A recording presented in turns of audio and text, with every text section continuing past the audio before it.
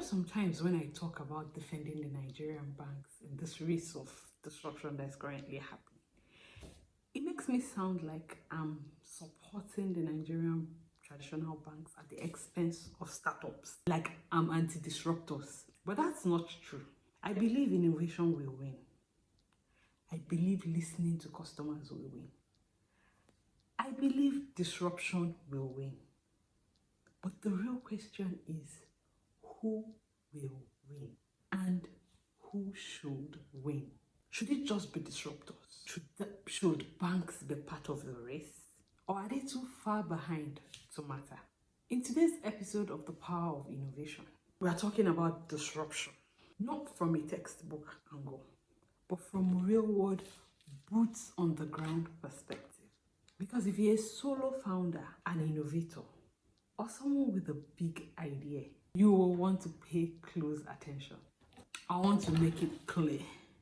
I am not anti-disruption. In fact, I think it's one of the most beautiful forces in innovation world. It's how the underserved get a seat at the table. It's how financial inclusion happens. It's how people who have been ignored for decades have access to services and products that actually serve them. But I also care about the industries that hold our economy together. In this case, the banks. And what I'm saying is, disruption does not have to be destruction. Innovation doesn't have to be at the expense of what already exists, especially not in a critical sector like finance. Let me tell you something that may surprise you. I believe disruption is one of the easiest ways to innovate. Why? Because it's not about just solving customer needs. It's about solving customer frustrations. And frustrations are a deeper, raw emotion. See, it's one thing not to have something. It's another thing to see other people have it without you being able to access it because of your location, your income, your circumstances. The pain is different. And when a disruptor comes in to solve this kind of problems, the loyalty, the love, the adoption, it comes fast. This is why I say to all innovators, look for frustrations. Look for the underserved. Look for the people everyone else is ignoring. That's your gold mine. You don't need fancy infrastructure. You don't need the perfect UX. These people are not looking for perfection. They are looking for access. Give them the basics and they will give you their budgets. They will give you their loyalty. That's why disruption is powerful. Now here's where I come in. Why can't banks play this game too? Why can't they equip themselves to stay relevant even as disruption happens? That's the whole point of Innovation Labs. That's why I'm doing this project. To show banks that they too can listen. They can listen to customers. They can adopt lean startup methodologies. They can test, pivot, and create like the startups do.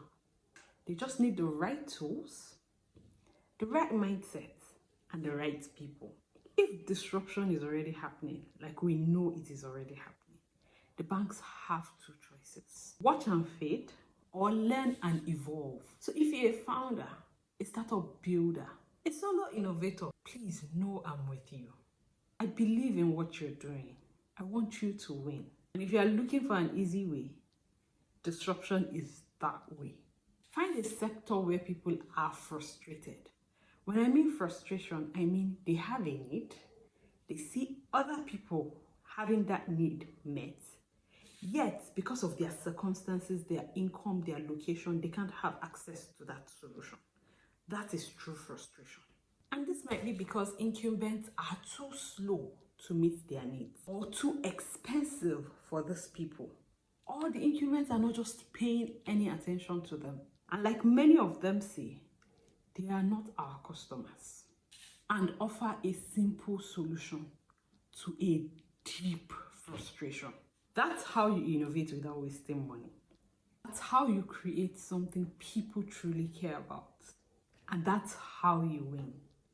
Early and sustainably. So I would like to hear from you. Are you working on something truly disruptive? Are you eyeing an industry that is ripe for innovation and disruption? Drop it in the comments. Let's talk about it. Let's build a community of thinkers, builders, and bold innovators who want to change Nigeria and beyond.